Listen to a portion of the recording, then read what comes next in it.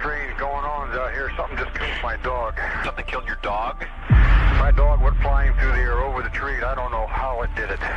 From baffling missing 411 cases that leave us questioning reality to the elusive and legendary creatures like Bigfoot, we are here to discuss it all. By God, if a hand come from the other side of that fence, grabbed this thing by the head and neck, just one-timed it. 1 o'clock in the morning, I'm awakened by lights.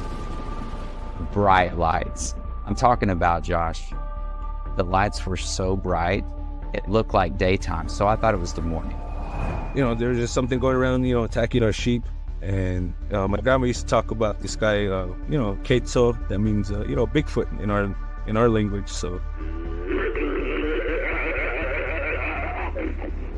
If you have ever found yourself captivated by the unexplained or intrigued by the mysterious, you are in the right place. Welcome to Mysteries Unknown.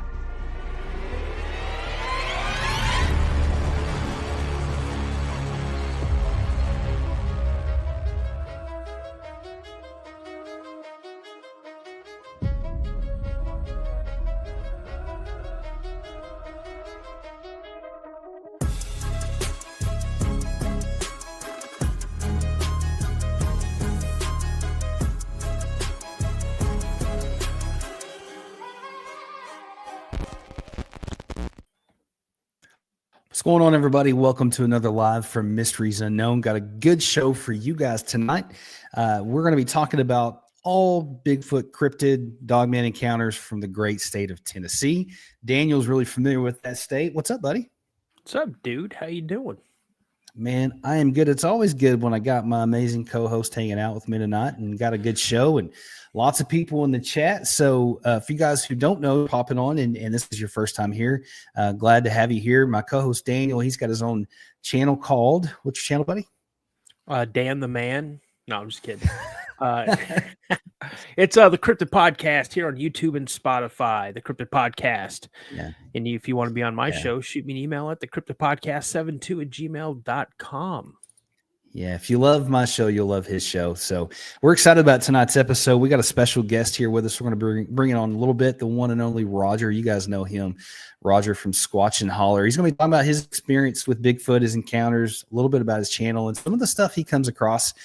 He has a lot of different stuff going on that channel. Good channel. If you've not checked it out, there's a link in the description. You guys don't want to miss that. Also, a couple housekeeping things. We're doing a giveaway tonight. If you're a member of this channel, if you love this hat, I got one right here. We're going to be doing a drawing, actually. If you're a member of the channel, you're in this hat. We're going to be drawing, giving away the hat tonight later on the show, so you don't want to miss that. But also on these live shows, we do things a little differently. We like to interact with everybody in here. So if it's your first time here, let us know where you're at or where you're from, and we would love to give you guys a shout out. But we've already missed a lot of people in the chat, man. It's pretty active, a lot of members. So good to see everybody out there tonight. Got to say, so Phyllis, I don't know how to say the first part of her last name, but Phyllis Perry, she's new. I think Jeff has been in here a couple times. Andrew Cross. Hillary is a return person. Larry, I think, is new. Of course, we got our regulars. Any of my 105 crew, any of the 105 crew, you guys out there? Hit great. A 1 in the chat if you're part of the 105 crew. Let us know. We definitely sometime need to drop some t-shirts that are limited with that 105. So Greasebag is awesome to see you, buddy. Ashes to Antics, good to see you. Rick Whitson, good to see you, man. Listen, you guys, we couldn't do this without you guys, and these lives are special to me and Daniel because we get to hang out with everybody and see how everybody's doing. But listen, we got a couple of Dogman encounters for you guys, some audio, some evidence as always, and we're just excited to get into this. But man, let's bring Roger onto the show and get into this. Unless you got something else before we jump off into this. No, I have nothing, brother. Okay, hey, what are you drinking tonight? Are you drinking anything? Can you guess what's in my Jersey Mike's cup? Mountain Dew. Is it Mountain Dew? Mountain Dew. It is. That's awesome. You got to have your Mountain Dew. So, what good? Roger, what's up, buddy? Hey, that's true. I've got Sonic Zero Sugar mix. Roger, we didn't ask you. No, I'm just kidding. I don't know what's wrong with me, man. I'm just drinking coffee. So, I mean, just good old regular coffee. Well, You know? I had that too before, so Yeah, you got to have it. oh yeah, you might get choked up. You never Gotta know. have- You might tell a Yeah, sad, you never know. Dogman story or something. You never know. Well, listen, for the audience that's in here, and I'm sure everybody knows who you are, man. But for everybody on here that doesn't know who you are, man, let them know. Tell them all about you, your channel, and yeah, just let them know who you are, man. Well, I see a few in here that I've seen quite a bit before, and I've met some of them. But to the rest of you, I'm just like regular old guy from Southern Middle Tennessee. Stepped out at the right time in 1985 outside my house during the middle of the day, and had a Bigfoot step out in front of me. And I'm 54 years old, and because of that, I'm here talking to these guys and doing what I'm doing. I started my channel really to learn, so I could ask questions, the questions I wanted to ask. And since I started that, I didn't realize that in doing it, you become sort of a therapist for people in a way. You know, they talk to you. Of course, we had a store for years, so had people felt comfortable telling me things. But and I've got to meet some amazing researchers from all over the country, and I have phone numbers and stuff where I can, doing our research and being new, I can call them up or text them and ask them, about some things. So this has been since I went public with my story. It's been a whirlwind. It's been there's a lot of great people. Y'all have a lot of great people in here. I did it to learn because I had questions, and starting a channel, even though it's small, is probably one of the best things I ever did for me. Just to, and actually spread the word too. I mean, and try to help people that are on the fence about calling you up and saying, I want to share my story. Y'all, I'm telling you, when I shared my story, it's off of me now. I don't have any of that heavy baggage. I have confidence now. If somebody makes fun of me or whatever, I'm like, hey, well, okay. I'm not trying to prove anything. I'm just telling you what I saw. So, man, that's great though. And I know that Daniel probably felt that way. I know I did when I shared my encounter with family. It really was a weird exchange. They kind of looked at me funny, and I remember the impact that had on me. And when I started to share my encounter and I found a safe place to do that, man, that really changed things for me. And like you said, it kind of gets it off of you. You don't feel like you're crazy, and you connect with the community. And this community is really amazing. Like, it's divided, but it's also got some great people, man. And it's amazing the contacts that you're able to make, and just the people you're able to meet, the community that's built around this stuff. And, I'd never met people like you and like Daniel. And it's just a great thing, man. But, for guys, if you're watching the podcast tonight, don't be afraid to ask questions. If you've got a question for Roger about his channel or about his experience, please reach out in the chat. We'll answer those questions. But man, why don't you start at the very beginning and just kind of walk us through your encounter for people who haven't heard it. And I'll make it the quick version because I could get into detail. I didn't see the face, so if I had seen the face, I would give you like all that. But like I said, I grew up in the woods. I started hunting at like 7 years old. So by the time when I saw this thing, I was 14. So I'd been in those woods for quite a few years. I didn't have any. Of course, there was no. I think we had 4 channels on the TV, and so I wasn't into soap operas during the summer. And I would go outside and play. And then I got older. I would hit the woods like a lot of us did. And one day, I guess I was bored and I just stepped out. It was an overcast day. The best I can remember, it was probably around February or March that year. And so there was no leaves on the trees. And I'm looking at this green field. It was 500 yards approximately to the top of the hill, but it was flat for about 300 yards, and then it started up. Well, I noticed a movement up there to the left at this point that protruded out a little woods line there, and when this thing stepped out, your mind scrambles because they say the first thing I noticed, and you're like, but the thing is, you notice everything all at once, and your mind's going crazy. Like, oh my God, of course you got the color, all one color, no neckline, no hat, no blue jeans, and at 170 yards is about where this was at. I mean, you can see all that stuff. I mean, that sounds like a long ways, but if you have nothing in between you and a green field, you can easily make that out. But I had the thought, should I run? And for some reason, I stayed. I was scared, but it was so jarring and so shocking. And all of those mixed together, I stayed, and I didn't know what it was, but I knew it was bigger than anything I'd ever seen on two legs. Right? My dad had walked from that way so many times from hunting, and I saw him. He was 5'8", and this thing, it was huge. Ended up later, we went back and guesstimated with a limb and stuff about 7 foot, 7.5 foot. But it turned it almost like it. Well, I feel like it knew I was there, and it was looking up the hill the way it was about to go, and it turned its shoulders and dipped the left shoulder, turned it to torso, and looked right at me, and turned and looked right back up the hill. So it either knew I was there or it knew me. I didn't scare it. It continued with what it was doing, and the next 15 seconds was the part that told me it wasn't human, because the hill part, the old man, he didn't bush hog and trim up every year or when he was supposed to. And this grass will grow and regrow and get tangled and intertwined and all that.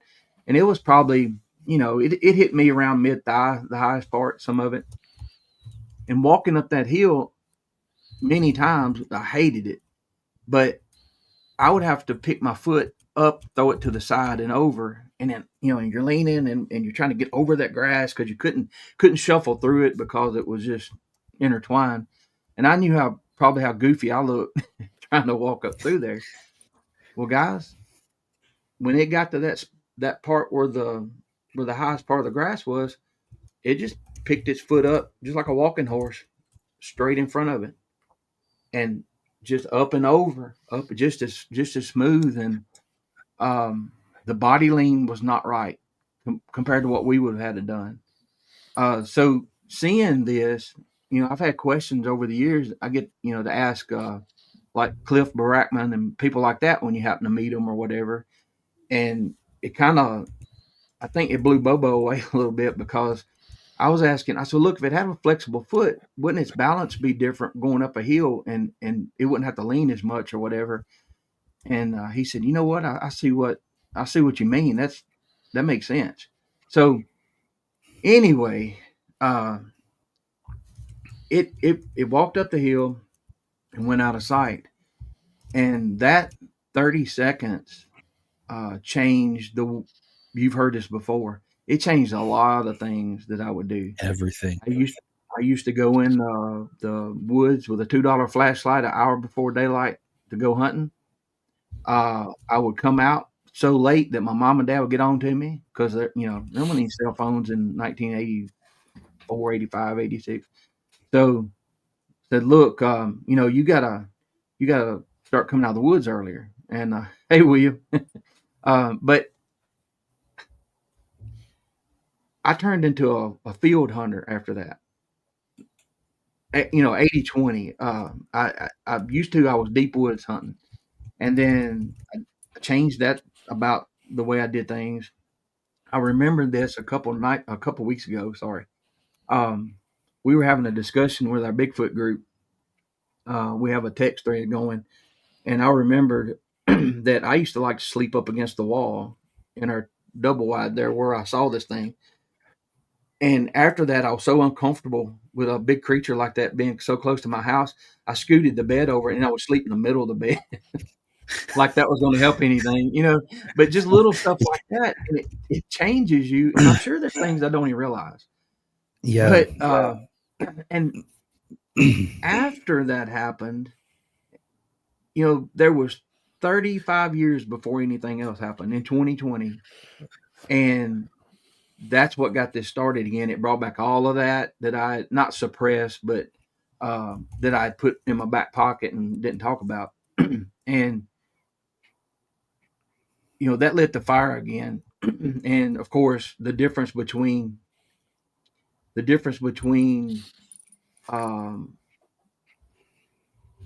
that time period and now is the information that's out there, and it's easy accessible. Yeah. Bigfoot to me at that age was something I had maybe read about in the school library that had Nessie and the Bermuda Triangle, and it had a little bit of all of them in there. And as I started learning things, then I go back to some things that happened to me before I had the sighting that made complete sense. That could have been that thing even a couple years before I saw it. So anyway, I see some questions there. Yeah, you got some questions. I mean, you said some things, man, that really, like, they are life-changing. I mean, seriously, I don't think people understand unless you've had an encounter. Like, I know for me, really life-changing. I know Daniel, it changed his perspective on stuff. And so let's go through some of these questions, guys. And if we've missed a question, please ask it again, because the chat's just rolling through. And just a couple things real quick, guys. Don't miss the drawing at the end of the episode. Towards the end, we're going to do a drawing for members. It's still not too late. If you want to be entered into the drawing for this hat, just it's a $2.99 membership or above. Ask your questions, because I think we've missed some here. But which ones did you see? I think I've missed a couple. My name better not be in that hat. Hey, I'm going to do something if y'all allow me to. When y'all have the drawing, I'm going to throw this in too. Oh, heck yeah. And then you just give me the address or whatever, and I'll ship it directly to the person that wins. So. How about doing this? How about doing this, Roger? Instead of doing 2 for one person wins 2, we draw a second name out to win that one. That'll work. Yeah, and we'll do that, guys, towards the end of the show. You don't want to miss that. So, dude, that was awesome. I didn't know you were going to do that. That's super cool. I didn't either. Very cool. I didn't either. How about I do one? Can we get? I want that one you're wearing signed. We do this one right here. No, I'm just kidding. I don't have anything yet, guys, but I will. I promise. He will. That is so cool. Listen, it's what I love about this community, man. It got some great people for sure. That's so awesome. That's great. Now, I think I saw Crystal said, did it change? Like, would I not hunt by myself? Yeah. No. Well, no, I did hunt a lot by myself after that, but it changed how I did that and where I did that, and I don't know if it even helped, but my mom and dad moved away from that place, and only 5 miles as a crow flies, but, I didn't have anything happen all those years of hunting in those woods. We had a lake close by and all this. So, what I had to worry about was the new mountain lions that were making an appearance. I was more worried about that than what I had seen, before. But it's always in the back of your mind, because you hear a stick break or whatever, you're behind you. And I don't have time to tell some of the stuff that happened before the sighting that I thought were other animals, and now I'm like, I'm not so sure. So, but yeah, that's a good question. I do. It is. My son and I go together a lot now because he hunts by himself, and it worries me because where we hunt in the south end now, that's where we had the rock thrown in 2020 that started all this back up. So. And it was about the size of the double fist, and that's a whole show worth just in those past 5 years of that one spot. So no, thank you. That's some scary stuff. Listen, Swamp Dog sums it up. He had a squirrel scare him today. So it changes the way that you think about the woods, and every sound is like, I don't want, what was it? I know for me, I used to spend a lot of time, way out in the woods and all this stuff. But especially, with my encounters, I still did some. But after some of the things I've heard on this channel, your channel, Daniel's channel, I'm like, no, I'm good. We got another question here. Go back up here to DJ Dream wants to know what color was it? Black, gray, or brown? Okay, so to paint pictures with words, the best thing, because people ask that all the time, and I do too. I ask people the same thing. This one was, if you take and open up a Hershey's milk chocolate bar, forget the wrapper, the actual bar, the chocolate bar, that's the closest thing I can. So it could have had a little red in it at that distance, mixed with some brown. I don't know, but from where I was standing in the overcast day, that's what it looked like. What's crazy to me, and that's a great question. I think it's pretty wild to me that you could probably set you down, and set Daniel down, and we could describe what we saw, and they're all going to be a little different. Yeah. I personally think these things are. There's a lot of different. I don't want to use the word breeds, but there's a lot of different kinds, I guess. Yeah. And maybe it's based on region, things like that. I'm not really sure, but I've asked that question, Josh, to some really experienced researchers that's been doing it 4 and 5 decades. I asked that same question, and they're just like us. You can have family members kind of favor each other, and then the next family have a different look, and then when all the mixing, all they said, they're just like us. Even with dogs, not all of them are going. You can tell what kind of dog they are, maybe what breed or whatever, but they're going to have a little different look to them. So, it's such a strange world. I have a close Go ahead, buddy. friend who I was in the military with. We went through tech school together, Germany, and then our second duty station. And how you just explain family members and things. You can have some that look exactly alike, and you have that one oddball. Well, my buddy's kids, his two sons and his oldest daughter are literally spitting images of him. Like they are a mirror image of him. And his youngest daughter looks nothing like him. And he said when she was born, he looked at his wife, he goes, "Do you have something to tell me?" But as she got older, she's a mirror image of her mother. So yeah. But yeah, it was hilarious. Because we all look, those of us who have been lucky enough or cursed enough to have seen one of these things, we have questions. You know what I mean? It's like you're right. If we sat down and talk about it, like mine, when I saw it, it didn't look like Patty. It didn't have the mass in the middle that Patty had. It was more. Of course, it had the muscle and the thickness up here, but in the waist it was more athletic. And maybe it was like a teenage male or something. You know what I mean? I don't know. But you look at Patty and the thickness, and it didn't. It's so weird. Have you seen the white Bigfoot from Pennsylvania? Have you seen that video? I think so. I'll play that real quick, but you look at Patty and the way that she's built, and then you look at this thing and the way it's built. And Daniel, I don't know. I think you probably think like I do. It looks real to me. I know what you think. It's real, don't you? Well, I think it is real, but like I said, I think 1 or 2 lives ago, someone said, "Oh, that was proven to be fake." Now, AI, it's not AI. It's definitely not AI. Too old. It's too old. But is it a video or a snapshot? It's a video. No, it's a video. So check this out. We'll play this for you guys who have not seen this. This was taken in Pennsylvania a few years ago. I want to say something like 10 years, maybe somewhere around there. So way before AI was doing video stuff. And then I don't know the whole backstory. You think I'd know at this point. I've watched it a million times, but when I had my encounter, the third encounter I had, this reminds me of what I saw. So when I saw this, for me, it was like validation that I wasn't crazy. But let's check it out, guys.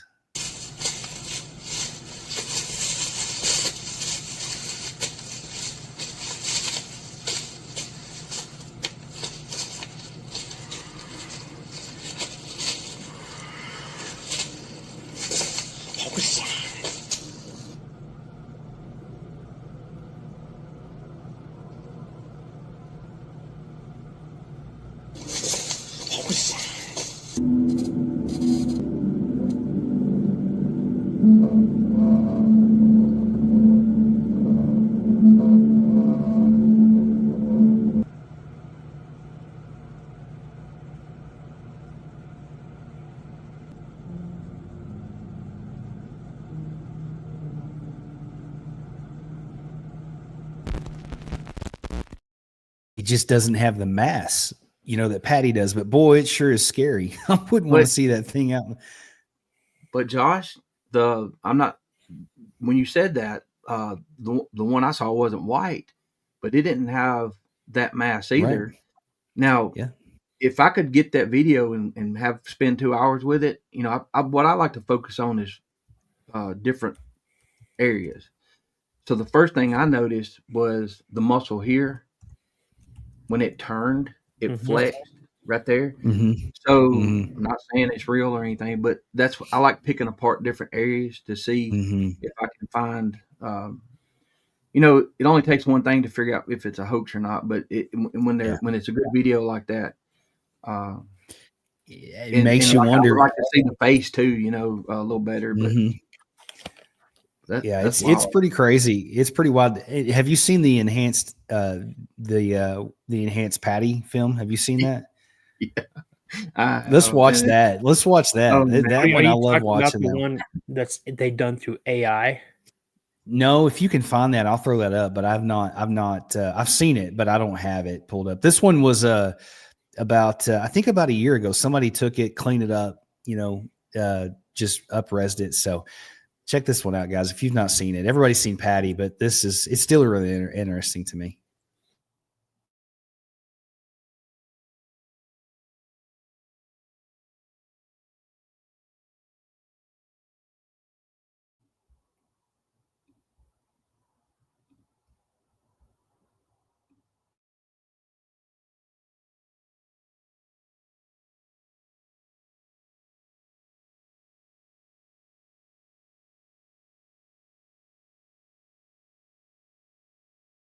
There's a lot of detail there. Yeah, I've watched that thing. I would hate to know how much time I've spent. I got to meet MK and thank him last year for all the work he's put in, because that's the one we all go to, right? And when we first saw that, or when I first saw it, it was the shaky, version. And I think he's the one that maybe stabilized that the first time. I'm not sure, but yeah, I don't know either. But yeah, that's kind of where it all started. That was like, it's fascinating to me, man. I don't know how you look at that and say that's somebody in a suit, because back when they filmed that, they didn't have the technology to do that. There's no way that's a suit. If you go back and look at MK Davis's breakdowns, he might have 1,000 videos. But he'll do that. He'll focus on the quads, maybe on the right leg, and you'll see when the foot hits the ground, the impact ripple going up the calf and up into the quads. Now that's a heavy animal for just a step for it to do that. And I'm not going to, people have different, ideas about MK, but he's human like we are, but he spent more time on it than anybody that I know has. So. Yeah, it's crazy. That's some of the best evidence we got. And Cody says that's too much mass moving for it to be fake. That's exactly what I feel like. You can see that thing, the mass of that thing moving. So, but guys, if you got any other questions for Roger, about his encounter, and why one of those come in, man, why don't you tell us a little bit what you can? I know sometimes we get evidence and stuff sent to us that we just can't share, and it's normally the best, but. Man, what's the wildest encounter out of Tennessee that you've heard, man? I know you've heard a lot of stuff. Well, yeah, since I've been doing this, y'all know how it is. You have people contact you and like, please don't say my name or whatever. I've got a lot of them. But I think sometimes it's surprising who's standing there telling you is more than the story, because we know they're real. So this guy I went to school with, now this is one of the more recent ones. Now this was 2009 is when this happened to him and his wife. They were driving on the north end of the county one Friday or Saturday night. It was a nice warm night. They had the doors off the Jeep, the top off, and they were just cruising back roads. And he said, Roger, I was just normal speed, saw something moving to the left. I started hitting my brakes, and it stepped out in front of me. It was looking like on the other side of the road into the field. It was focused on something else. He said it was a Bigfoot. He said I was swerving, and the ambient when it went the ambient light shining. He said I'm looking out the roof of my Jeep, leaning up, and I'm looking up his nostril. And he said he flinches, and he said his mouth he flinches like this right here because he thought he just got hit by a car, and he's saying Eric was like, he don't mind if I use his name. He said, I was so close he could have pulled me out of there if he wanted to, but we scared each other. And of course, he turned around or whatever. His wife's screaming. They come back through. She's screaming at him, mad at him. Well, after that, he got obsessed with the subject. And so sometime that week, he found out who owned the land. And he went back. He said, hey, can I ask you a few questions? And my buddy, he's a teacher. So he, when you're a teacher, everybody kind of knows your name and everything. He said, hey, I need to ask you a question. He said, sure, go ahead. He's old farmer. He said, have you ever seen anything weird out here? He said, I've seen the big boy twice. He's a big one, ain't he? He knew exactly what he was talking about. And so that confirmed for Eric, that area along that creek, it's a big creek. It's not one of the little trickling, creeks we have, but there's been a lot of sightings because you got things coming together. You got that big creek, you've got a train track, rural area, and then you have the Duck River, which is a pretty good sized river for us, and all of that tied together with the terrain. I've gotten a lot of really good detail. One of my friends I grew up around, Kevin, he tells his story on my show. He has some of the most amazing details of the face. And I mean, for me to get into it, if y'all would watch that, Kevin Wright, it's one of the earlier episodes that we did. He's talking about the pock marks in the face. He talks about the hair. He talks about the little bit longer hair here, and what it was doing. It was stealing a calf and trying to pull it through a fence. And they were on the road with their bicycles. They were fishing as kids, 12 years old, 13. And he tells this amazing encounter and said, Roger, I didn't have where to go. I was kind of in a bad spot. Now his brother Eric took off running, another Eric. So what I did, I ambushed Eric with questions later. And I was wanting to do that deal with Josh. I'm sure where you ask them and you want to see the face. You want to see the reactions. You want to see the body language. And I'm like, hey, Eric, I said, I was talking to Kevin the other night. He said, y'all saw a Bigfoot. And he said, oh, man, I wish he'd quit doing that. Everybody thinks I'm crazy anyway. And then he starts talking about that. And I'm like, no, cool. Hey, Harley. He said, I said, no, it's cool. I saw one too over close to where your uncle lived, but whatever. And he calmed down. And I said, what's your side of the story? And he said, as soon as I saw it, I knew what it was. He said, I threw my bicycle down and I ran. And I ran as far as I could. And I turned around to ask Kevin, did you see that? And he said, I stopped and turned around and I'll clean it up. That dummy's up there. He's still looking at him. So that reaction from him and everything that he said lined up with Kevin's story. And they saw Bigfoot. They saw a male Bigfoot, and they saw it up close. Described the teeth and the gums and what it did. He said he let go of the calf, the back leg, and he turned around and looked at him, and he went like he was frustrated. Kevin said when it let the air out and the lips kind of separated is when he saw the teeth and gums. And he talked about a hooded nose, not like a ape or whatever. It's like ours. It's a lot of detail, y'all. And I went to the place and did just a video. If you go to the channel and just search Tennessee Bigfoot, we went out there. Of course, it's years later and the terrain's a little different, but just kind of give people an idea where it happened. I like doing that, seeing fun. that way you see the tie-in with the train tracks and the creeks and the rivers and all the woods. Yeah, that's great, man. Yeah, good question. Yeah. Taft's got that question. Wants to know if you smell anything. One time, now my encounter that I saw that one, no.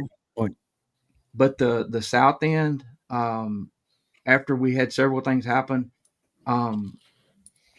one morning before daylight, just like 15 minutes before daylight, my son had gotten his stand, and I'm down way away from him, and I had a light breeze hit me right in the back of the neck, and I scooted over to get behind a bigger tree or whatever. I'm on the ground, and all of a sudden I smelled what smelled like a mix between what everybody says, but like a wet dog, wet canine, and not death, but decay.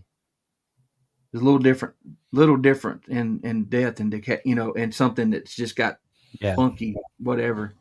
And I smelled that for like 2 seconds.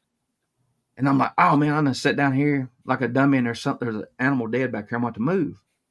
Well, I didn't smell it anymore. And I'm like, slow as I am, it's kind of like my brain's firing a little slow.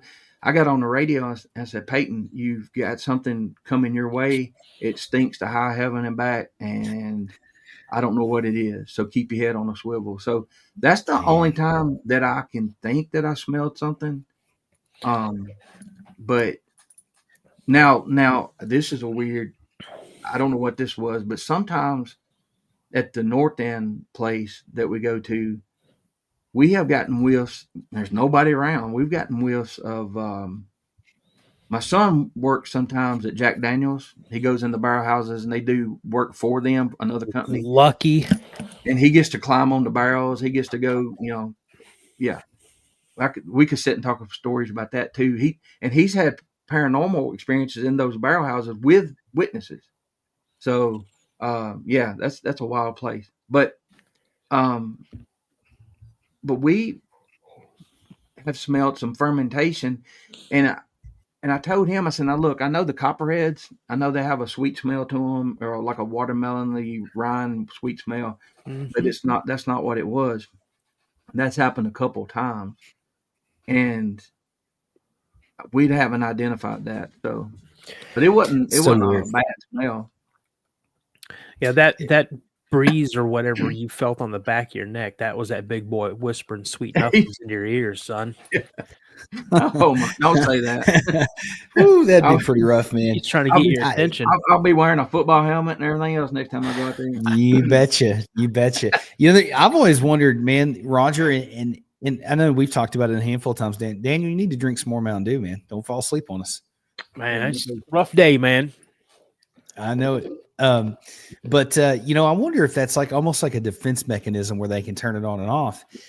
But I also wonder too, and the only people I ever heard about Dogman having a bad smell like that was Daryl Denton. When him and Martin had that really strange encounter, he said that, that smell stuck around for a long time. But do you think that's more of a, it did, made him really sick. Yeah. But do you think it's more of a defense mechanism? You know what? I'm one of those people that I'll say I don't know, and then I'll tell you what I might think. You know what I mean? Here's the thing, y'all in chat. The only thing I actually know is what's happened to me. I have friends that I don't feel like they would lie to me or whatever, and I take their information.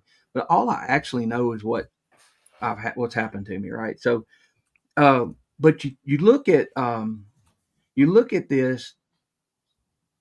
If it happens in nature with other animals, then it's possible. If other animals can do it, then it's definitely possible. So I think it's a possibility. It could happen. I've talked to several people that say you'll get that different smell. Hey PJ, some of my crew's coming in there now. Blackie, awesome. Hey Chad.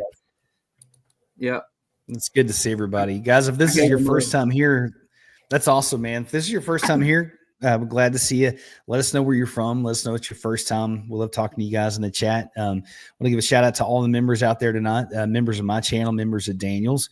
So we're glad you guys are here. And make sure you go check out Squatch and Holler. He's a great guy, great channel. And we got a really good community out there. So let's see.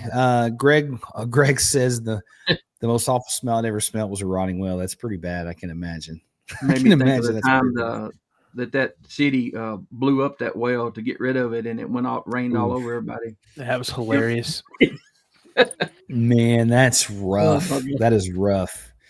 Or how about the one that they I want to say it was over in Asia somewhere, that they were moving it through the town to get it out of where it was at, and it exploded while it was going through town. It was awesome. It was awesome. Thank you. No, thank you.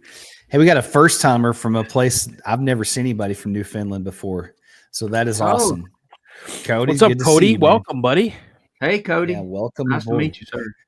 Yeah, welcome aboard. Richard says, "Howdy, Roger."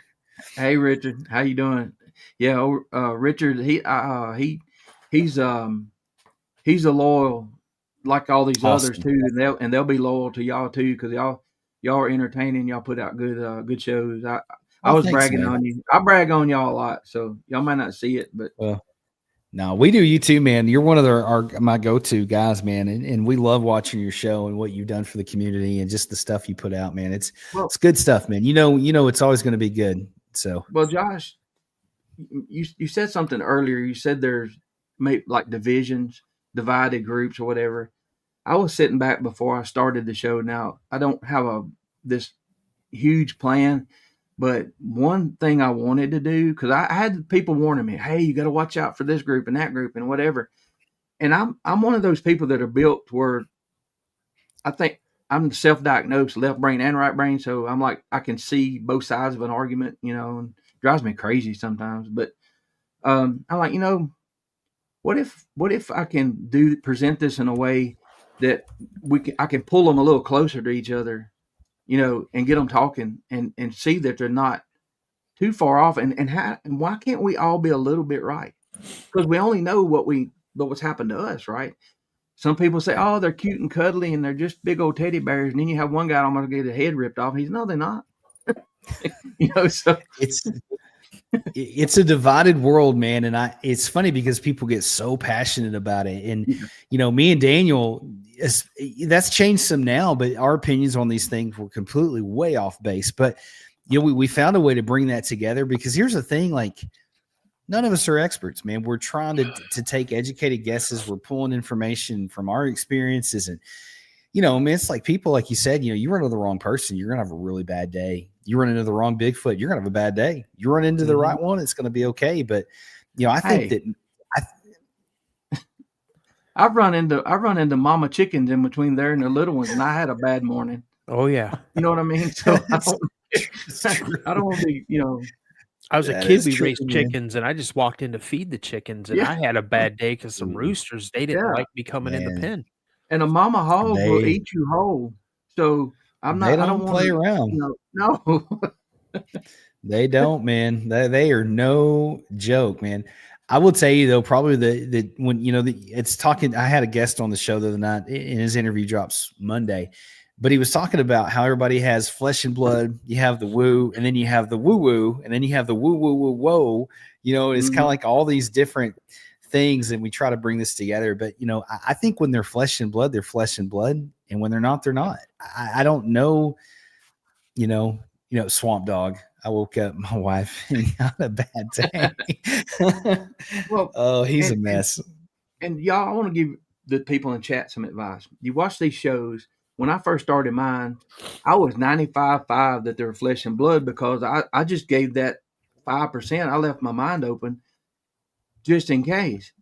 Well, now with things that happen to us, actually happened to us, and people I've talked to, I was at 50-50. Now you'll hear me say that in different shows as I progress and everything. And then now I just like, hey, if it can happen in nature with other animals and stuff like that, I don't see why it can't happen with these things. So It's weird, man. There's a lot of weird stuff out there, and who knows? I always say there's so much in God's universe we just can't explain. It's the only answer I know that fits that, because I don't know what else to do with this stuff, man. Do you remember one of the first questions I asked you when we met way back was being a Christian? How do you talk about this stuff? And the only thing the one thought I had that allowed me to continue was, if it exists, God made it. Yep. Then if you go from there, everything else is okay. That's it. That's a good way to look at it, and a good perspective. And I try to do that because it's, my faith is super important to me, and I think that, like you said, if God made it, it fits inside that realm somewhere. I don't know what or how or whatever. Yeah. And you think, well, how can God make something, evil or bad or do, that hurt people or whatever? You look at people, look what people do to other people every single day. And so, who knows? I personally think, and I don't know, and Daniel, I don't know exactly how we've talked a little bit about it, and I would love to hear your thoughts too, man. But what do you think about missing 411, man? Do you think some of these people, and I'm really careful to say not all, because I don't think that, but I think that there's a percentage of people that go missing by the hands of cryptids, probably Dogman more than anything, if you had to nail me down to it. But what's your thoughts on that, man? What do you think? If a cryptid is involved, it's a small. I want to say it's less than 2%. Yeah, less than 2%. Because a lot of the stuff that I've investigated and stuff that we've read on previous lives, you and I both come from a similar background, and we're able to see and dissect all of the evidence and things. So we look at it from a different perspective than a lot of people do. And we've both come to conclusions on quite a few of the stories that we've read and stuff, that it's either a mental issue, foul play. It could have very well been that they got turned around and expired due to, exposure or whatnot. There are, however, a couple out there that you just can't rule out the involvement of a cryptid. Yeah. So, yeah. And y'all know, no, that's a good way to think about it. When you look at the evidence, I wanted to be a detective, and I've worked at the sheriff's department for 2 years, and the part I couldn't handle with my being soft-hearted was the heartbreak of the families, the sights and smells, and I wasn't built for that. So, but I still built, in a way that I love trying to put, let's say, puzzles together, whatever. So, but with this evidence, y'all know better than I do. Once you reach a certain point, then you have to start looking at, something you may not wanted to have before. Yeah. And another thing, we've been to a lot of state parks. I've got to go, lucky enough to go to some out Midwest and West, and people, and even here in this state, people do not realize how easy it is. I mean, you can step off of a trail if you're not experienced. Yeah. You can, there are crevices here in this north end of this county, 30, 40, 50 foot deep. And if I was out there by myself, and they could search for me, and I would be so deep that they might not ever find me, So that's a true statement. I agree with y'all.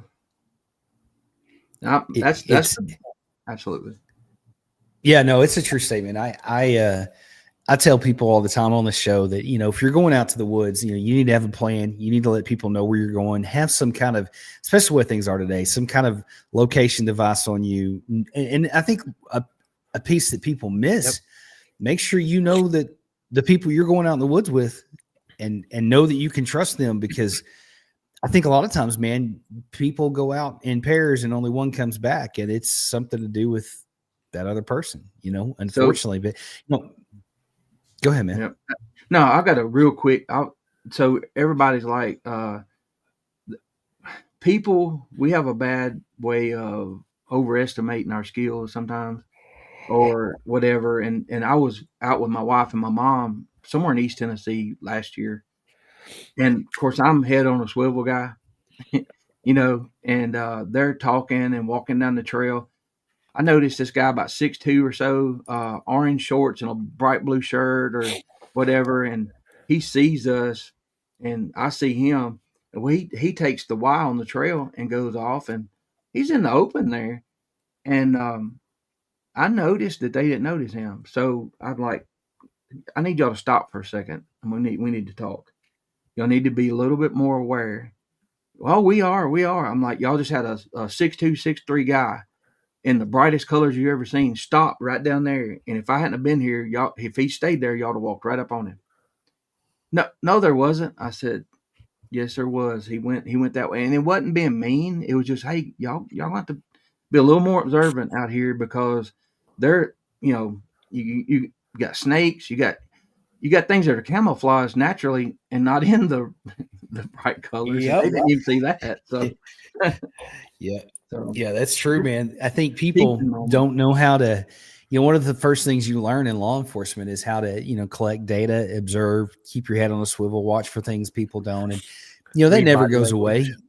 Yeah. You read all those cues and marks, and man, if you go out into the woods, man, everything has a rhythm to it. Everything has a movement and all that stuff. And they can change so fast, but if you'll listen, man, your body will tell you if there's danger nearby. Your body will tell you. It's just the way God made us. But I think a lot of people, man, they just ignore that. They don't listen to it, and they get into some trouble. But man, Tennessee is a really real place. There's a lot of places to go missing, man. There's a lot. How many, compared to Bigfoot, how many Dogman encounters do you hear about on your channel? I know that we get more and more lately. I know me and Daniel those seem to be really popping up for us, but oh yeah, I don't know where I'm at on that. I never heard of Dogman until about 4 years ago, and there are people that I know that I trust, that have told me some stories, and there's some researchers that have very good pictures, but they don't release them for obvious reasons, because they are close to home. And when I'm telling you, I'm not talking about blob squatches and stuff like that. I'm talking about legit. PJ and her husband live with them, y'all. They have to look both ways walking out the front door. So I'd like to have them on my show. Oh, she's got her own channel too, and y'all contact her, because she's got stories that scare you to death. I just sent Josh 2 days ago. I sent you a picture. Did I send you a picture 2 days ago? No, I don't think I did. Yes, you did. Let me see. Can I share that? Yeah. Okay. Yeah. Let me get it pulled up. I'm like you. Dogman had not popped up on my radar till about 3 years ago, and I kind of briefly heard about it, but I really didn't give it much thought until I started this channel. And I had a guy come on from Missouri that was in the military. No reason to lie. Like he was in active duty, and he reached out to me because I got to get this off my chest. And this thing, man, like he saw this thing, driving down the road, kind of like so many sightings that people have with Bigfoot on the side of the road. But the crazy thing about this, he said he woke up like 10 days later, and this thing had followed him home. His grandpa had seen it. Yeah. His grandpa had seen it at night out in the front yard, like going around, and he heard it out his window. But the weird part about that story, and that's why Dogman, I think, is different. It's on a whole other level. But he said his dad had called him, and he said, "Hey, I just want to check on you. Did something happen to you around 11:30, 12 o'clock last night?" And he goes, "Well, yeah, matter of fact." He said, "Listen, I felt like I needed to pray for you. I needed to wake up and pray for you." You remember that? Wow. Dude? And he said when he prayed, this thing left. So there's something to that is different than Bigfoot in a lot of ways. Yeah. So I don't know. Now Sister Carrie and I think it's Swamp Dog, y'all. Now I've camped in the LBL. I've had some wild experiences in the LBL. But here, the way I'm built, if I can't tell you 100%, I'm not going to say. I'm not. If I saw a Dogman, like I saw the Bigfoot. I would tell you I did. We had some crazy stuff happen. We have people that go up there all the time. I know people that live close by, and I'm not saying that I don't believe in it. I'm saying that it's new on my radar, and it scares the crap out of me. Actually, I mean, I'm not gonna lie. And something walked behind our tent one night there in Colson Hollow, and there were 100 of us there, and it, there was Billy Schilling and Naoma, Finn, and the guy Dixie Cryptids, Cam Buckner. We were all there in a row, and this thing got within 3 feet of my tent at the back, and the breathing was of a congested breathing. Mm-hmm. It was about 3. I was on a really thick air mattress, and I was up on my arm, and I had my pew pew ready. I hate having to say that, but my dog had. She don't bark, but she low growled just to let me know, and I touched her. She knew I was awake.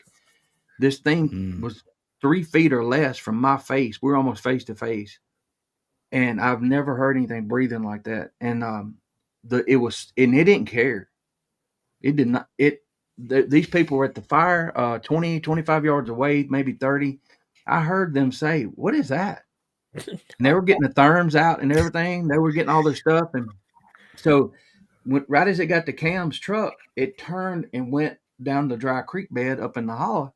Well, I came out of the tent and I went right to them. I said, "Did y'all get anything? Did you see anything?" And they're like, "No, why?" I said, "It's right. It was right behind my tent. I mean, I was like right there with it." No, And no, it was breaking stuff. Now I don't know what it was, but we're at the LBL, and I saw a white wolf, the biggest dog I've ever seen in my life. On that same trip, we were out riding. We all go out to different areas. Some of them will go to cemeteries, some will go. And I saw this white wolf run up on the road, had its ears forward. It was after something on the other side.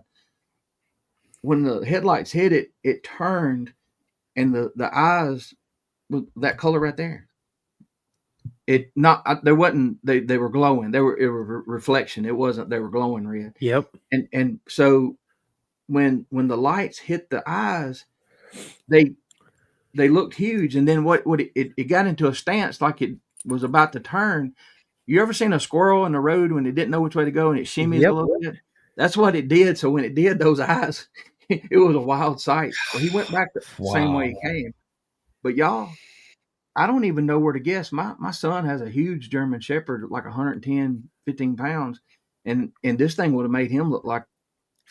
I don't want to say he was double in size because that's ridiculously large, but I ain't never seen nothing like that in my life. Man, I tell you, it's really wild, man, what you see in the LBL. Guys, I don't know if you saw Curtis Parks' comment, but that pretty much sums up my feeling for the LBL. You guys ready for this? One of the best comments I've seen in a long time. Says I would fight Mike Tyson, but I don't think I'd camp in the LBL. Yeah. Curtis, I agree with you, man. Curtis, I agree with you. Well, Roger, I don't know if you've ever heard what I saw up in the UP in Michigan. I don't think so. My wife and I were coming back, and it was like early Sunday morning. We had just gotten through Escanaba, and we were just west of Escanaba, maybe 10 minutes out of Escanaba, maybe. And it was really, really foggy. And I was the only vehicle on the road. And I see something coming from the left or from the right onto the road in through the fog. And then it was like meander. So I started slowing down because my daughter-in-law, her and her mom had hit an elk when they were coming back from Minnesota back up to Michigan. And I was afraid it was something like that. Yeah. Well, as I started slowing down and I hit my brights and it just blinded me. So I still had my driving lights on. As I got closer and it came to a stop, the biggest, blackest wolf I had ever seen was standing probably 12 feet in front of my truck. Yeah. He was there. This wolf was so big that if it would have walked up to the front of, and I drive a Chevy Silverado crew cab, 4-wheel drive, it could have walked up and rested its chin on the hood of my car No, and would have looked at me and would have been looking at me right in the eye. that happened right there. Mhm. Right there where we were at. Oh, really? Yeah. Yep. Wow. That's There was some wild, strange. man. There was some. Of course, there was a lot of people there. There were a lot of experienced people. Barton Nunley leaned. I didn't know this, but he leaned on my truck and videoed some orbs behind my tent while we were over talking to somebody else. He didn't know it was my truck, and he was telling me about it. And he described the tent and the setup and everything. I said, "Hey, that was my truck, Barton." He said, "Man, there was orbs all back in there," and we all kind of got together and discussed this stuff. The strangest thing about the wolf, Daniel, Mhm. I didn't tell this part. Now, being a dog, it was canine. It was definitely a wolf. There was no mistaking. It was big, like you said. It was huge. But what it did, animals when they run, they'll drop and push off. They'll Mhm. drop, push. This thing. Now, don't get me wrong. I'm not saying it stood up. I'm saying it raised up and pivoted in the waist, and the front feet hit back here as they were hitting. Then the rear end followed like a trailer. I've never seen that before. I've seen my German Shepherd do that. Okay, that's You because know, I've never seen that. and And it's just them getting ready to take off. I yeah, mean, it almost like in a playful way, but not. You know what I'm yeah, saying? But with this, and to answer that question, have I ever seen a timber? I've seen timber wolf before, and this wolf yeah, was way bigger than a yeah. timber wolf, and it, Same. it just the whole way that it walked across and it stopped, and he just kind of turned and looked at me like this, and just gave me this look like, "What are you gonna do?" He didn't care, did he? No, and Yeah. for a minute I was like, "Man," part of me I wanted to open up my truck door and get out and try to give him a big hug, you know, because You probably wouldn't be here hearing that story if you'd Yeah, I done that, know. though. because it's so beautiful. I mean, it was a Yeah. beautiful, beautiful animal. Yep. And then it just kind of walked back off like he was the king of the road, which he was, and walked off into the woods on the side going towards the lake. Now, here's the crazy thing. I told Josh about this. Like, Mhm. and then like a couple months later, I go, dude, you're not going to believe what I just realized, because I did a Google map.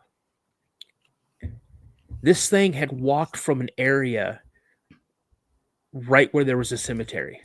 Mm. And I'm like, holy smokes, I can't I don't That's think it was a wild, man. Dogman, but just the coincidence of it was huge. But now That's a you lot. think about that dog there, where we say dogs, and if it had a stood up on two legs, how massive it would have been. I've seen red wolves here; they're rare, very rare, and I've seen the timber wolves. They don't hold a light to what LBL has. Yeah. That But anyway, That's huge. So, speaking of the Dogman and Wolfsman, this picture, Daniel, that you sent me, is there any backstory to that? Okay, I'm so fixing to show that. this is a story or an encounter. This is outside this person's, I want to say, their back door. This person has drafted an email, not sent it. Added to that email, not sent it. Drafted the email, not sent it. And finally they were like, you know what? I'm going to go ahead Send it. and send it. They do not want to be on my show. They don't care if I read it. They don't care if I share this picture. I am not going to give any information as to where this picture is, because I don't want anybody through their detective skills to zero in on, oh, I know exactly where that is. No. Yeah. So, but check this I'm out, telling guys. you guys, this is up there. Yeah. You imagine seeing that at your back door? Oh, y'all. Oh, I saw something similar, and I felt intimidated, and in my mind, I'm like, "You're not going to." I thought it was just maybe a stump or something, but the the head shape started changing, and I jumped in my vehicle. Now this was here, and y'all, I was sick to my stomach for 30 minutes. I called my son. I called Spencer, my buddy in Virginia.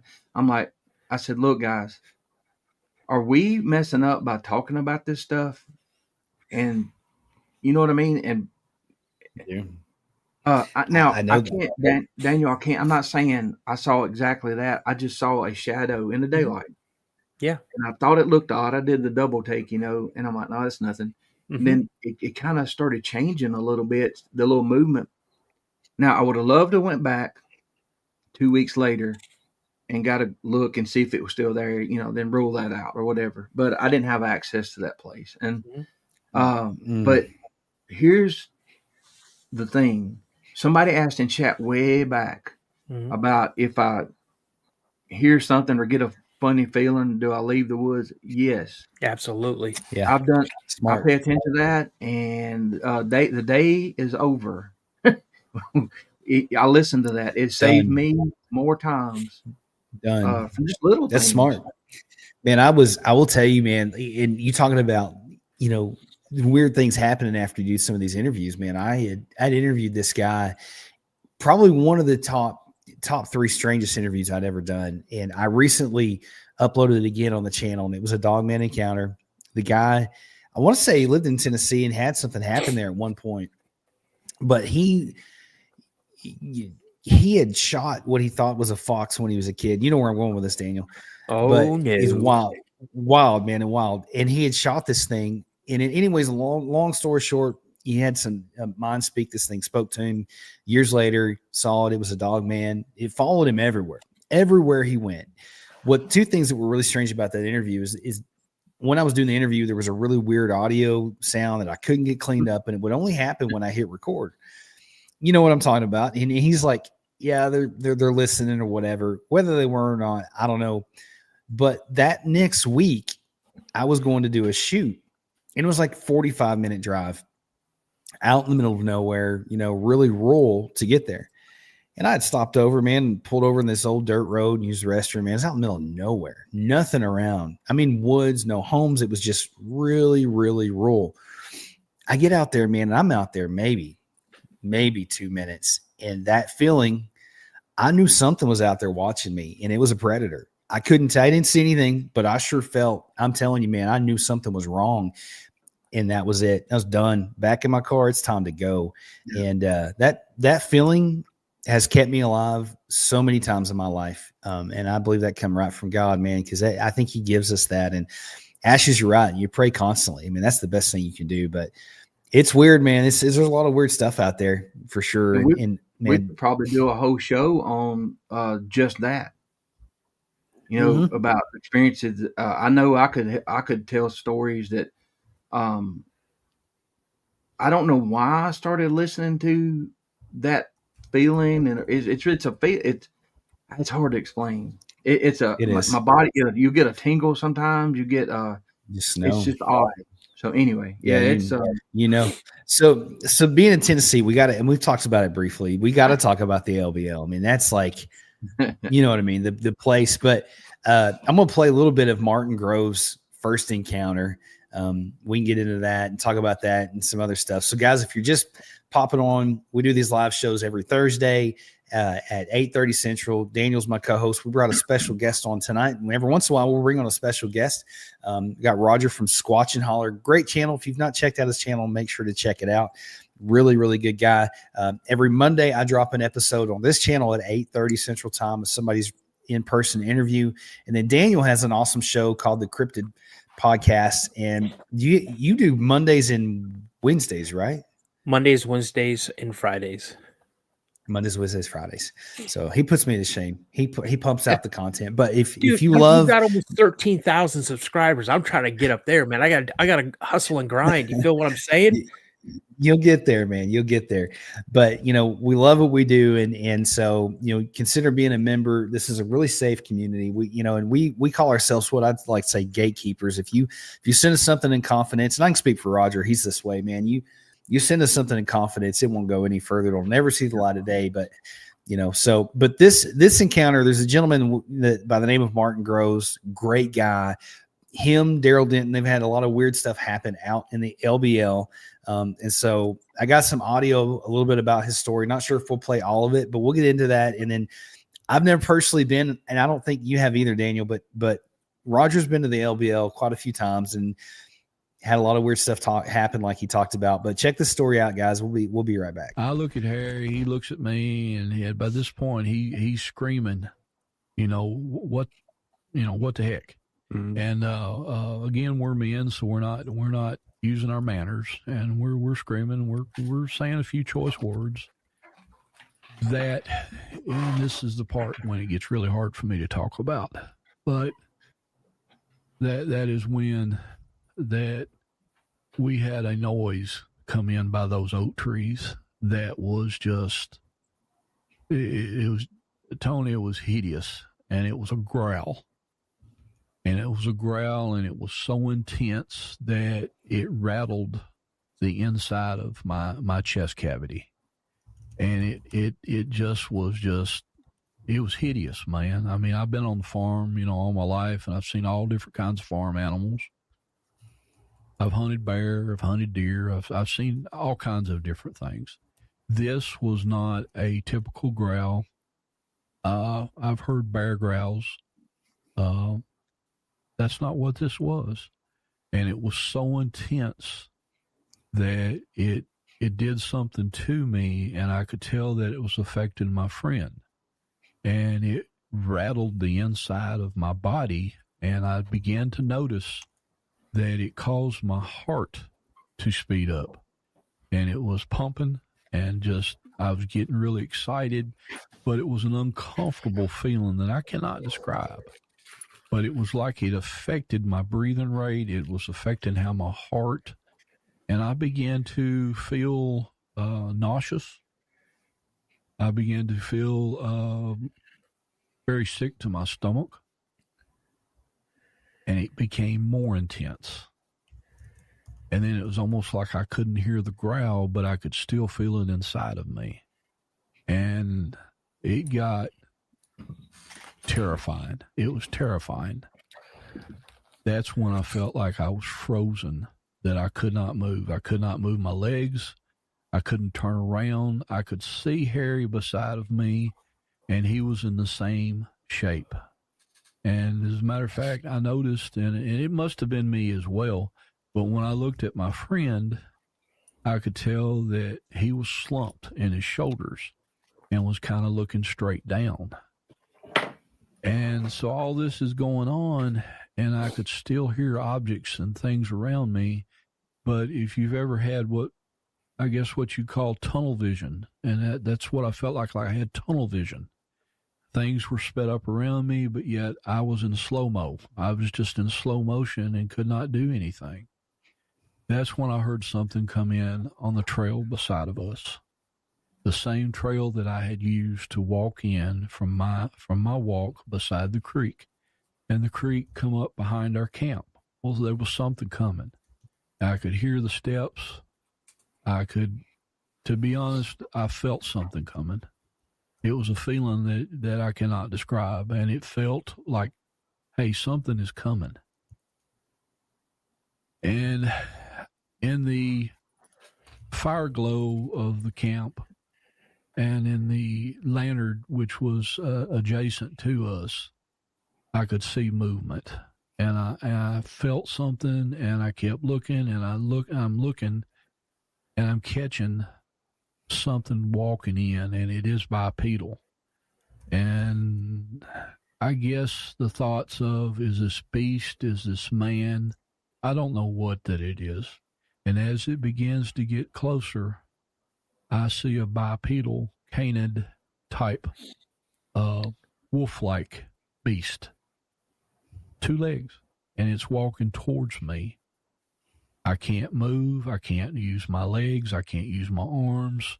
This intense feeling, I'm almost can't breathe. It has sped my rate of breathing up like I had run a race. And this thing's getting closer to me. And as it gets closer to me, I notice the ears on it are erect, and they're like pointed towards me, and it's staying outside the glow of the fire, but it's getting closer and backing away, coming back, going back and forth, and it's pacing left and right. And then it walks in. And as it walks in, I can see this thing sniffing the air. And it's almost as if it's sniffing me.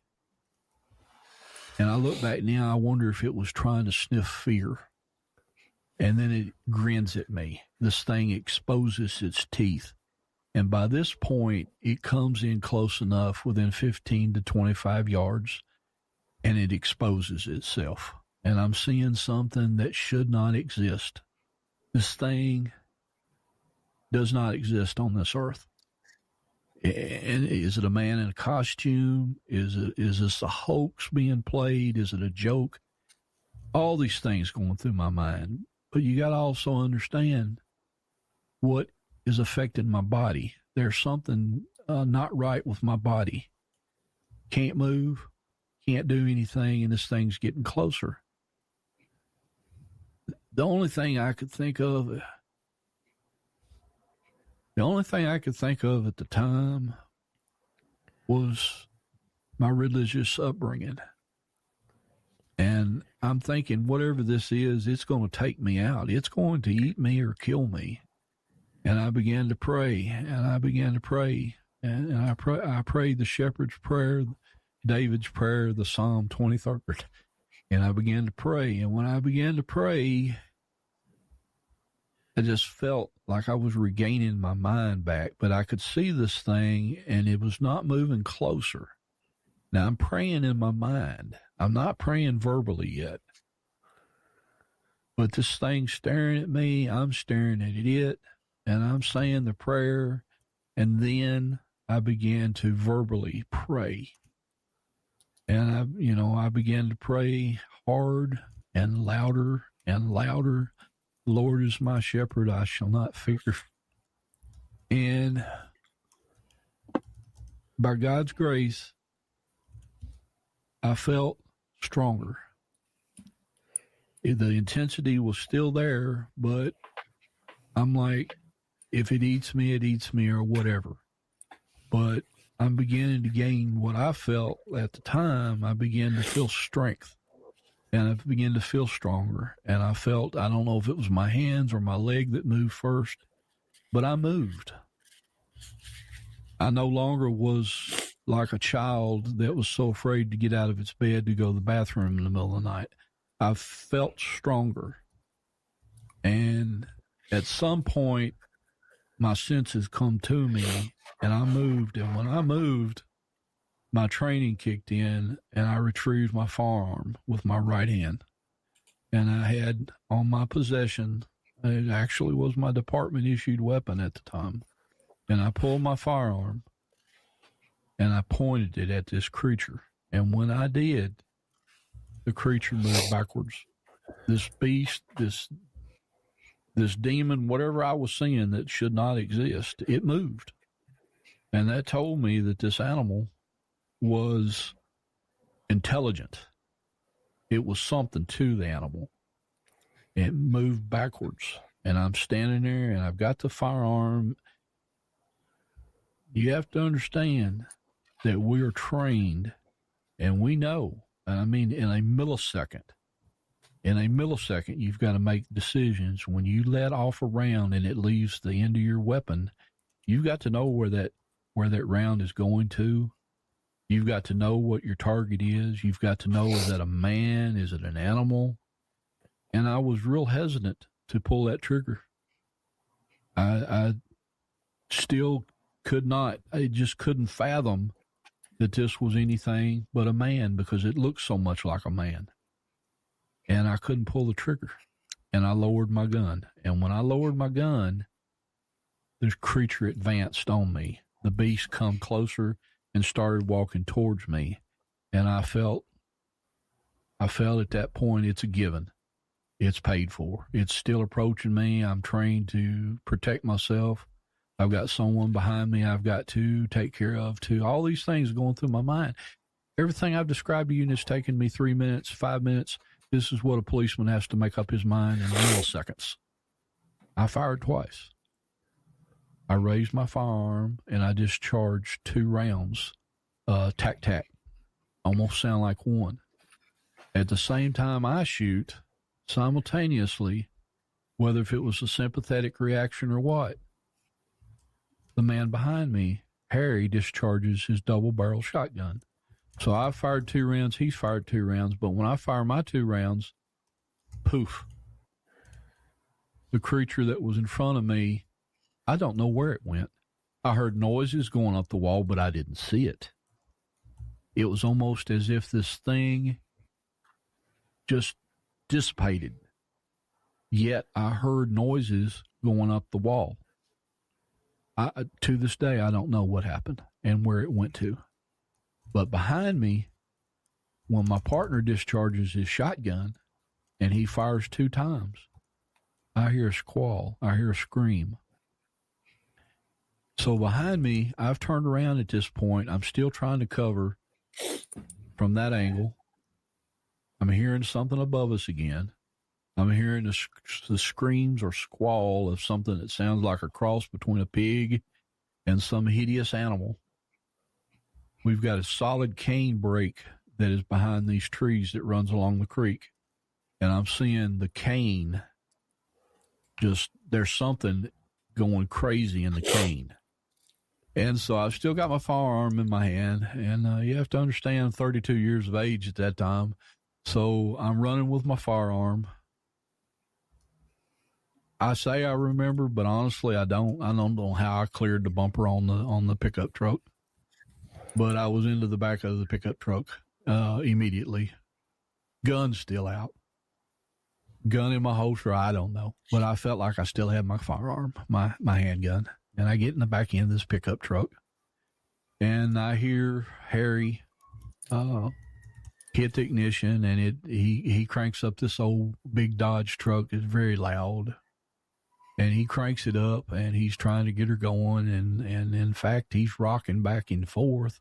And I've got my hand, and I'm beating on the top of the roof of this thing. Hurry up, saying all kinds of things, and then it hits me that the emergency brake. And I tell him to pop the brake, and he pops the brake, and at the same time as he starts to move, he cuts his headlamps on. He cuts his headlamps on, and then the realization as to what is taking place. Got creature over here that come in on my backside that came in off the creek and followed me in. That is a werewolf, human-looking thing. We got stuff over here in a tree in the cane that possibly has been shot. I got something up on top of the ridge, and then the headlights come on. And when the headlights come on, it's bright enough that 100 to 150 yards out in the middle of this corn patch, where Harry, in fact, had been hunting that day, here's the man in the ghillie suit. But it's not a ghillie suit. And it's not one. There's 2 creatures. And these things are hideous. And when I tell the story, I don't normally tell the entire story because most people don't want to hear everything. But when I say that these things are not what you depict on TV, and it's not the Patty of California and the Gimlin film, these things were hideous. The headlight. There's a lot more to his story, guys, and I mean, it's definitely worth checking out if you've never heard that. But that's a little bit of taste of some of the stuff that goes on in the LBL, man, and it's really, really, really wild, man. What happens out there? It's just such a strange place. I never had heard of Martin Groves, and he was speaking at a conference somewhere, and Jeremiah Byron played my episode that I taped with him. And Martin contacted me. He said, there are some things that I heard the way you think. We think a lot alike a little bit, and he wanted to talk to me about some things. And that was I'll never forget that. That was a confidence booster because I started going. And then when I listened to his encounter, I immediately called my son. I said, you got to listen to this now because he's got a story of where, I won't get into detail, where they came around a curve one night and there's a black dog sitting in the road. And when it turned to look at him, it had no eyes. You could see the empty cavities. And he said when it jumped across the road, when it lunged across the road, it went into smoke. And that's what Martin had said. And my son, he don't talk about stuff like that much, but he will sometimes. And I think it made him feel better. He didn't tell me for a couple of weeks. He said, "Daddy, I want to talk to you about something." I'm like, "Sure," and I'm sitting there like, "What?" And it was very detailed. But that is it. Did you guys hear did y'all hear the Dogman in my house? That's my 12-pound Chihuahua coming through to let everybody know that she's the real dog, the real dog. Hey, Roger, I just want to say, man, I am really, really, really impressed, man, with your people showing up, man. Like, for real, this is awesome to see. So they're Mark Green there, y'all, is the go-to guy for South Alabama. He invited us down to Hollins. I saw Flat Rock made a comment earlier about the audio that we captured, me and my wife, and Mark invited us down, and y'all, it was amazing. There was what happened quickly.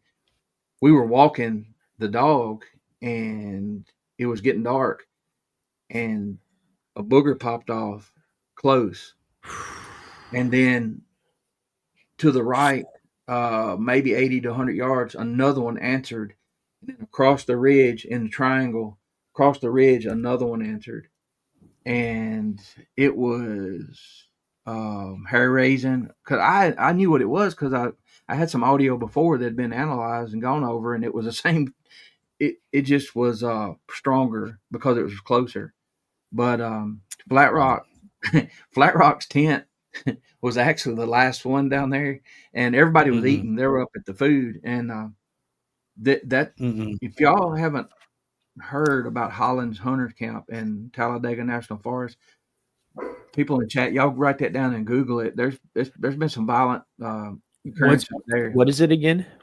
It's Hollins Hunters Camp. And Mark has actually investigated the police reports and stuff. He's had his own encounters. He's the go-to guy. Like, people, when they have encounters, they come to Mark. He does a lot of investigations and stuff. So he's a good man, y'all, a good Christian man, and he's one of my favorite people. So, well, that's what I love about this community.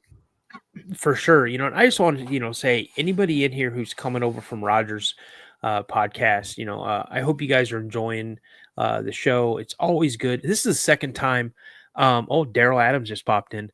But this is the second time Roger's been on the show. Like, he popped in like early on. I think maybe like in our top 5, like our first 5, he popped in. Yeah. And that was the first time I ever met him. And I've been following him ever since. But if you guys like what you're seeing, just on the lives alone, you will not be disappointed with the episodes that Josh posts. So if he's earned your trust or whatnot, and you'd like to give him a sub, you definitely hit over, subscribe. And then for me as well, I've only been doing this. God, how long have I been doing this now? Like, oh man, November. Not long, man. Yeah, I've been doing this since November, but I've been with Josh for over a year.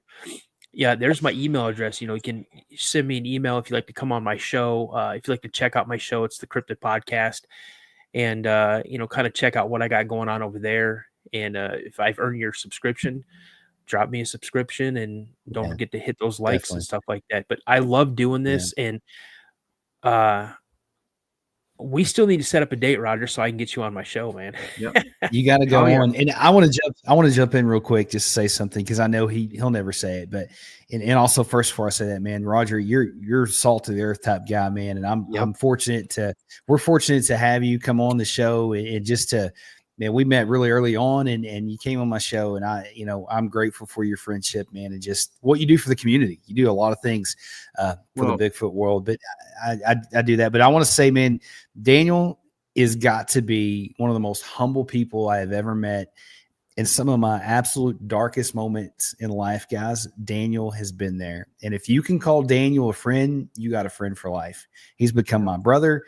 We talk every single day. We pray together, all this stuff, man. He's not only that, he's become that for my wife as well. And he's family. And I'm thankful for him. And these lives would not be the same without him. And so I love having him as a co-host, but just go check his channel out. Make sure you're checking Roger's channel out as well. Two good people right now, guys, on the show, and they're great people.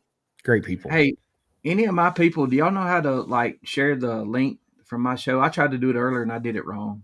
That might help. But y'all, I'm gonna say this. This is what you just said.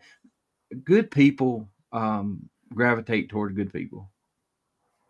You know, and it's just a natural thing. And like when I met Mark for the first time, it was probably, I really didn't meet him in person. But what's funny is a lot of these people I've been talking to and texting and calling, and you get to know them, and like when you meet, it's like it's like you know them already. You know, it's not like a first time meeting. So it's really cool. It's really, really cool. So okay, thanks. It's a neat feeling, but you guys go check out his channel. And just to reiterate, guys, we're doing a giveaway in the next probably 5 minutes. So what we're going to do is if you're a member of this channel, $2.99 or above, you're going to get a chance to win a hat just like this. We're going to draw a name out of this hat. And you still have a second to come on. Next 5 minutes, we're going to do that. But if you're already a member, don't worry, your name's in the hat. Also, too, I didn't know this, but Roger's giving away a hat as well. So we're going to do a drawing for his. So you're going to get that. He'll mail that out to you. So super cool hat. No, I'm just kidding. I don't have anything yet. I'm working on it. I promise you. Hey, David, Roger's channel is called Squatchin' Holler. Yeah. What's your handle? Well, there you go. I will type it in. Okay. Hold on. I'm slow, y'all. No, you're good, man. You're good. You know, Roger, you're when's your birthday? Don't give me the year, because January 5th. Okay, bro. You know what? You're a year and 4 days older than me. Mine's January 1st. Oh, New Year's, baby. Yep. Well, it's probably gonna give away the year right here when I hit enter. Well, dude, you're 71. Yeah. If I'm 72, you're 71. That's hilarious, man. I barely made it in there. I'm 79, so man, I just snuck in right at the end. Oh, hell. Oh, and by the way, I haven't been able to do it in a long time. Hold on. Daryl, February 1st, that's my older brother's birthday, but you know what? Should I do it, Josh? You should, man. It's belated. Do it. And it's close. So you never know what you're going to get on this channel, so you guys are in for a treat. Here you go, guys. Ready? Happy birthday to you. Happy birthday to you. Happy birthday, Daryl Adams, belated February 1st. Happy birthday to you. There you go. That's great. Let me know when your birthdays are, man, and I'll sing you happy birthday. But that's about it. Oh, hold on. Yeah, Hillary. that's awesome. Happy birthday, Hillary. Happy birthday, Hillary. Happy birthday, Hillary. Happy birthday to you. That's so awesome. You never know what you're going to get on this live show. I mean, it's always a good time, and we love to talk to people in the chat. That's one of our favorite things about doing these lives. So, I mean, we got the birthdays coming in. Happy birthday, PJ. Happy birthday, PJ. Oh. Happy birthday, PJ. Happy birthday to you. We started that a long time ago, man, and it's been a while since he sang happy birthday to somebody on the show. So, and I've done three songs right now today. I did three songs. Right, back to back. That's hilarious. So this is your They are. That's awesome. If this is your first time on the channel, guys, listen, we have every Monday I drop an encounter with somebody comes on, they share their encounter, and then we do these lives every Thursday at 8:30 Central. We always talk Bigfoot stuff, but you never know what we're going to do. We throw in all kinds of other stuff in the meantime. But man, I think it's been about 5 minutes. Let's do this drawing if you guys are ready.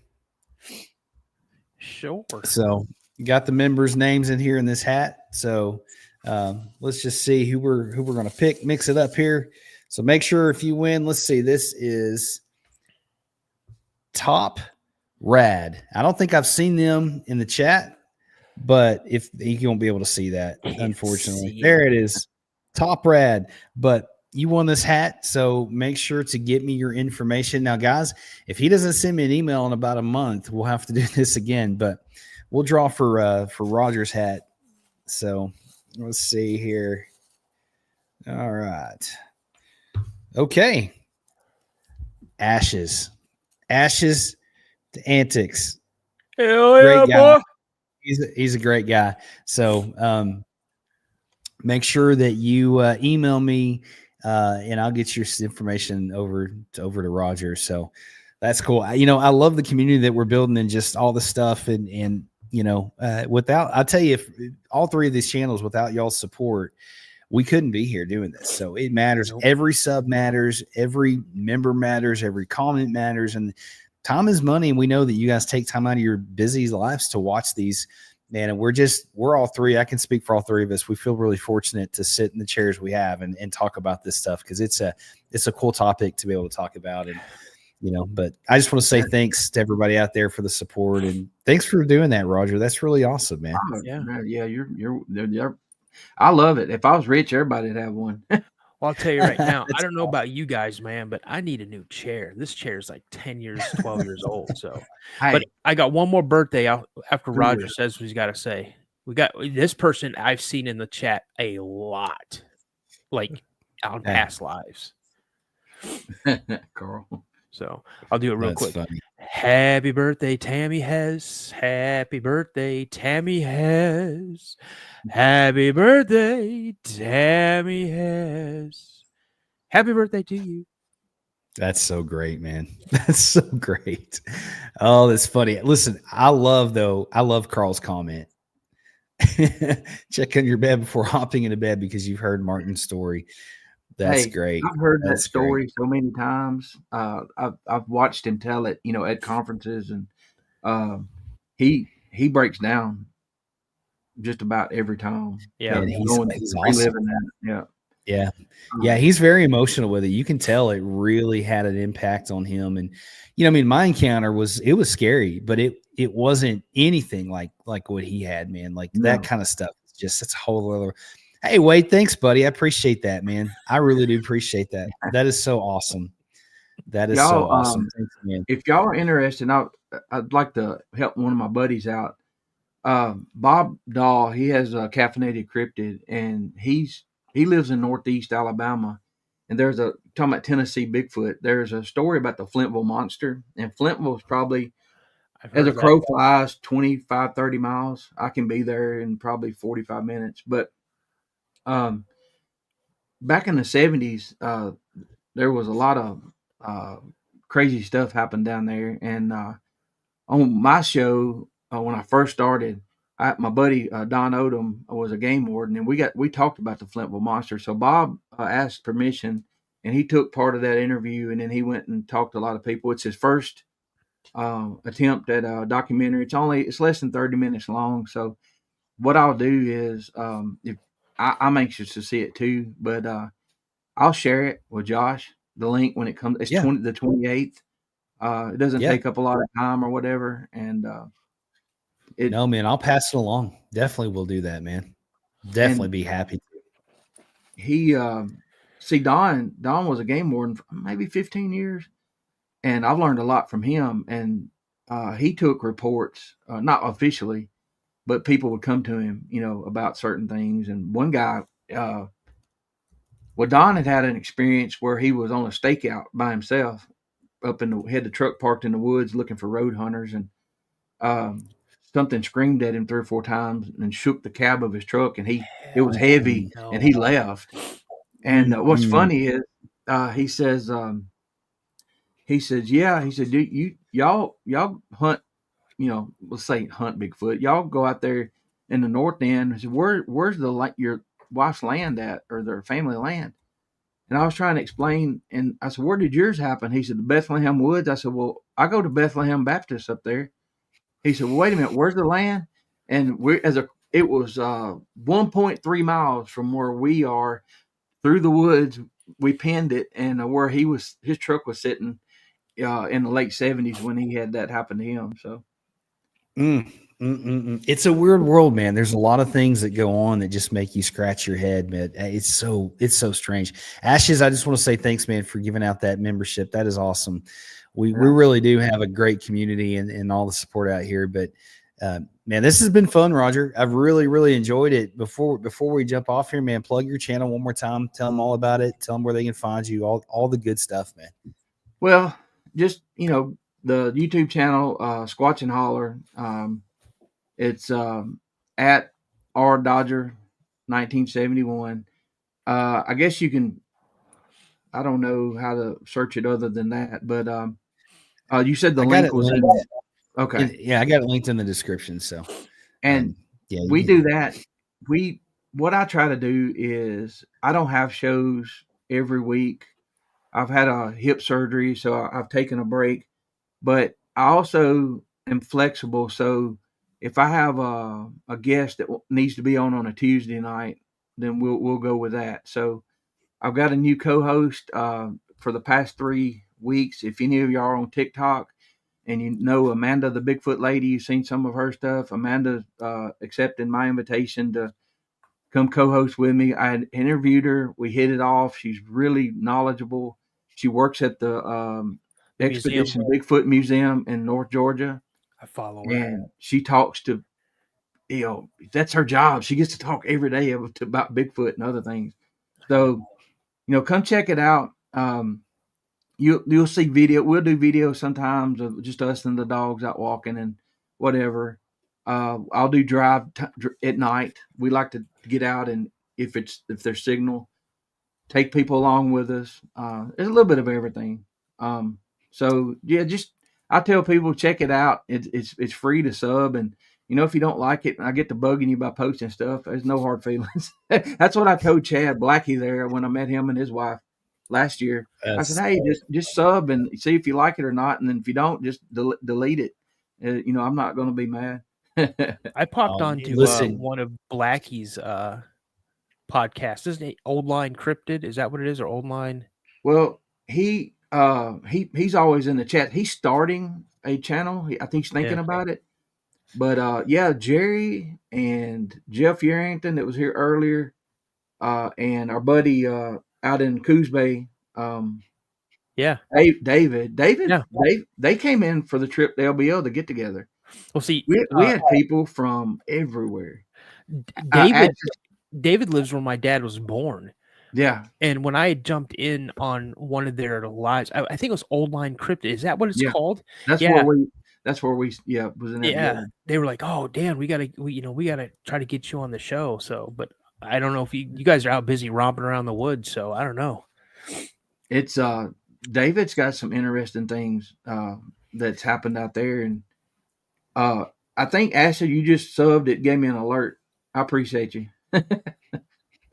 Yeah, guys, go check him out, man. You've got some crazy stories, man. I know you've seen a lot of stuff, but definitely worth a sub for sure, man. It's hard to do one show. I mean, you get weird stuff happen. Like Heather, I started sharing things with her after I married her. I got the paper signed. Then I started telling her the weird stuff. But so one night she was on the speakerphone with her sister. She lives in Missouri, and they have a farm close to Mark Twain National Forest, but they have another place too. But so I had just started my show, and not a lot of people knew about it. And I was in this room, and I got finished and went right to the bedroom, and she's on speakerphone with her. And she said, "Hey, Roger, what you been doing?" I said, "I've been doing my Bigfoot show or whatever." Because you got to tell them eventually, And she got quiet. And I'm like, uh-oh, here we go. And she said, hey, Heather, did I tell you about the time that me and Tempe saw the big white one up at exit 37 that walked across in front of us and stepped across the fence? And I'm like, inside, I'm like, yes. You know, and Heather's like, I've never heard that before. You never know, man. It's funny because you start talking about Bigfoot with people, and you're like, you don't know what they're gonna say, but it's really cool when you have that connection, man. That's really cool. But well, man, I appreciate you taking the time, Roger, to come on the show and just bringing all your people over to the chat and just hanging out with you, man. It's always a pleasure. Would love to have you back anytime. You guys make sure to go check him out. He's a great guy, and so I really do appreciate it. That was a lot of fun. I hope everybody out there enjoyed that.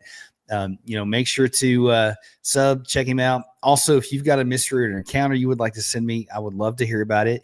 You can always send it to me at MysterieSUnknownPodcast@gmail.com. Daniel, you got to give your plug, man.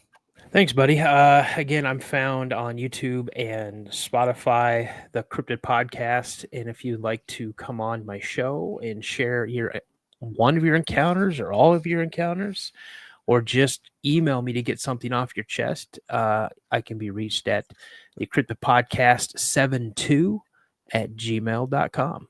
You got to check him out. You want me to show your new banner you're working on? Yes. I'm waiting to see it. Check this out, guys. Whoa. Now that's too cool. That's very cool. I don't know who, some people may go, oh, hey, I think Dogman will win, but I mean, come on now. And we just had, I don't know if you saw the debate in the chat, who would win between a grizzly bear and a Bigfoot? Bigfoot hands down. Yeah, that's no way that grizzly would beat a Bigfoot. There's no way. There's just no way. Not even you a look at bear.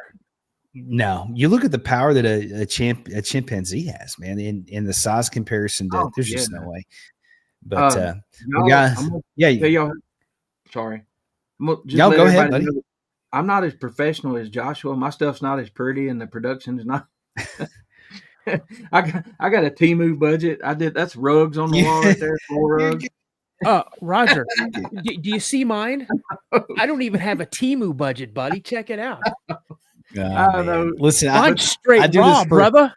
Yeah, I do it for a living, so I have a huge advantage on everybody. So yeah, the first time I went on with him, I think he had like 4 subscribers, and we were talking, and I'm like, my goodness, his studio setup is amazing, but there was like, I don't even know how we met. It was things happen for a reason. They do, man. They really do. I think I had reached out to you in one of the groups or something and just asked you to come onto the show. And, it just was an instant connection. And we just have always kept up since then, man. It's kind of how me and Daniel met. I reached out on Facebook to one of the groups and he emailed me. And this is my favorite thing about this is the lifelong connections that you make. It's just, you know what I mean? Like you said, good people just draw good people in. So, and you messaged me a month after I messaged you. And I remember I go like this. I go, what podcast? That's great. Listen, I am so busy that it's hard to keep up, but I'm glad I sent you that email and I'm glad you came on the show. But I got one comment before we jump off here. Curtis says, Daniel, I'm about to send you some curtains. Hey, can you load that picture I just sent you? The one you just sent me? The one I just sent you, like the last one I just sent you. This goes in perfect with that comment. You can go ahead and send those curtains, but trust me, I'm not worried about it. I think that they would flag that. Would they? Yeah, I think they would. Curtis, let's just explain it to him. Explain it to him. It's just, let's say it's a target and a pew that shot really well. We'll just say that. I was at 35 feet. That's awesome. And I took the center of it out. So be that's careful. how good of a shot I am. Be careful. I've been demonetized for 3 months. I get a chance to get back the 18th of this month. So yeah. And the reason you got demonetized, that's straight bunk. That's what that is. It was a combination of things, but that was the final straw. There was I got a couple of warnings, and if you ever like on StreamYard YouTube, if you ever see the yellow money sign pop up, you better go dig and see what caused that because they got me. Anyway, Yeah, sorry, you got to but, be careful. No, you're good, man. You're good. But keep was a doing what you're question. doing for the community, man. Yeah, go ahead. I'm from southern Middle Tennessee. I'm straight south of Nashville, not far from the Alabama line. So, it. I'll get on Daniel's show. And we'll talk more about. Oh, for sure. Yeah. And Yeah, from guys, where go I'm at, check him out. Tennessee, Shelby County. So Yeah, Super cool.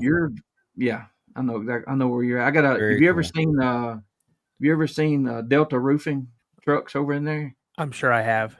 That's one of my best friends. They got an office over there. So Yeah. Well, we all know Cool that stuff.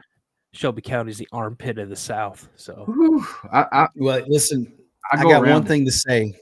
I got one thing to say though, and you Tennessee boys would love this, but Woo Pig Sooty. That's all I got to say. no, you can Woo take off of that Pig crap. Sooty. Nah, Woo Pig. That's what that is, man. No, guys, I hope y'all have enjoyed the show. This has been a lot of fun. I love hanging out with everybody, and we'll be back Monday. Monday's episode, you don't want to miss. It is crazy, pretty wild. Lots of encounters. Place called Owl Moon Labs. You don't want to miss it. Good stuff. But check out Roger, and thanks for coming on again. And what's up, Daniel? I have one dropping tomorrow that you guys are not.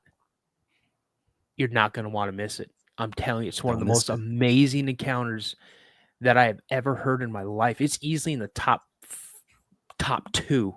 Like, that's how awesome it is. So yeah, don't miss it. Don't miss it. We got some good stuff coming. Also, too, if you're a fan of this channel, me and Daniel got some pretty cool stuff coming down the road. So you don't want to miss that. But everybody, you know what I'm going to say before we jump off here. I can never get off without saying it's the most important thing you guys can ever do. Stay prayed up, guys. It's so important. We'll see y'all in the next episode.